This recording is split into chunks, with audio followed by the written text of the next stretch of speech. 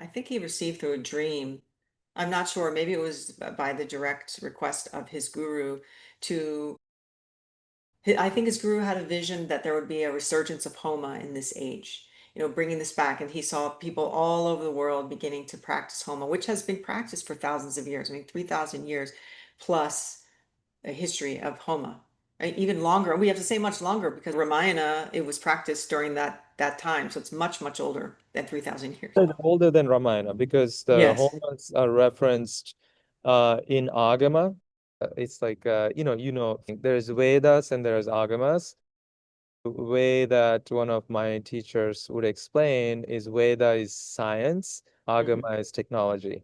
Hmm. It's like physics and engineering, right? There's Yeah. the pure science and the applied science. So all the mantras come from the Vedas, a lot of the mantras, but a Mm. lot of the pujas and the homas, yajñas are described in the Agama, where it Hmm. goes into the description of the geometry of the Havan Kund. And again, for people that want to go into those more complex, more detailed homas. There are Hmm. also very simple ones, like I was talking about. So why I brought up Agama and Vedas is they predate Ramayana. If you were to order them, it's the Vedas were before Ramayana, and then because in Ramayana they reference Vedas a lot, and Hmm. then after Ramayana is the Mahabharata Hmm. and so on.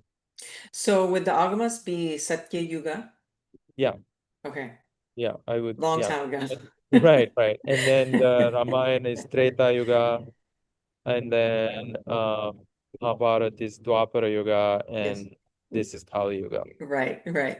And All right. then Go ahead. supposedly we'll go back to Satya Yuga. Yes, we're waiting. We're waiting.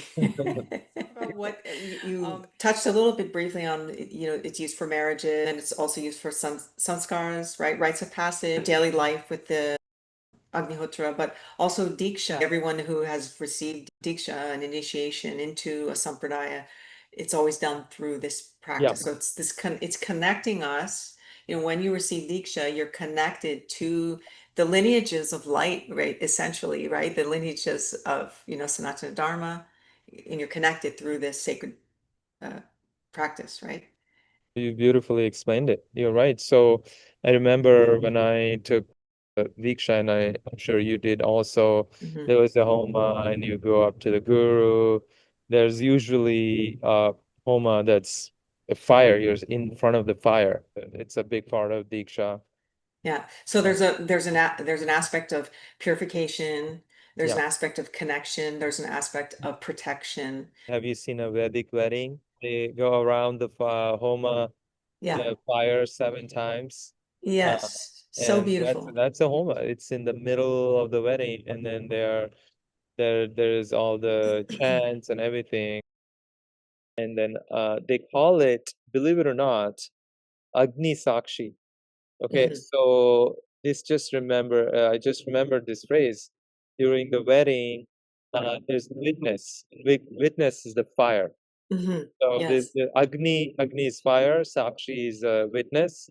Hmm. So this word is used very heavily in weddings, and then they reference it. Hey, the husband would say, "Oh, you are the one I married uh, as the witness." It's always used in the reference of wedding. The Agni, the Yeah. fire is the witness. Yeah. Yeah. I remember my guru saying, unless you're married by fire, you're not married. You're not really married. Right, right. Yeah, unless you go Which maybe around. is good. It could Right, be good. right, In right. Kali Yuga, it could be good. The first time I ever attended a homa was in my teens. It was a wedding, and that's when I just completely Right. fell in love with homa. It was such a sacred space for me, and it's so beautiful. And now, all these many, many years later, so many You're years later, doing it. You're practicing it. I practice it. I really want to thank Narasimha Rao because he was the one who really encouraged anybody to, a Westerner like myself to do it because otherwise we wouldn't have a connection to it. Of course, I also want to thank my gurus who exposed me to this and all this knowledge as well. For anybody that wants to learn it, he does put out all the manuals so you can learn how to do it yourself. You said it beautifully.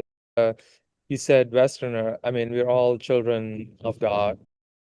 Really, these differences don't matter even in the slightest. Yeah, And Brahmaputra, right? All yeah, exactly, uh, Brahmaputra. Anybody can embrace our sacred practices like yoga. You know, yoga yeah. has really immensely become popular Mhm, outside of India, where it mhm. originated, which is really amazing. Other thing I want to mention is that it's a and I don't know what you think about this, but it's a practice of ahimsa, of nonviolence.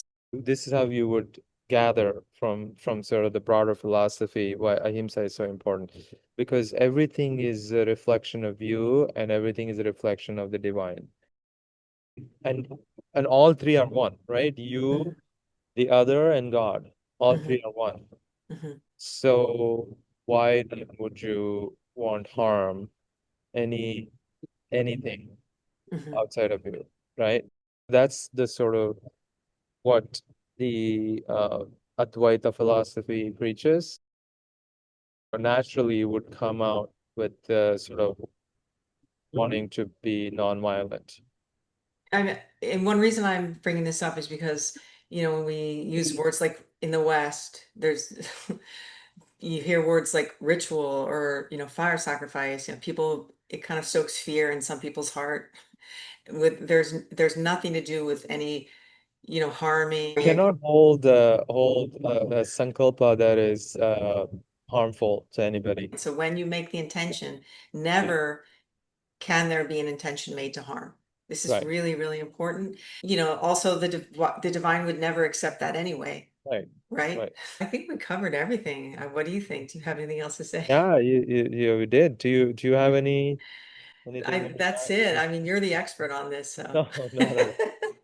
Not at all. So thank you so much. Thank you We'll so have much. to, we'll talk again. Yes. Okay, namaskar. Right. Namaskar.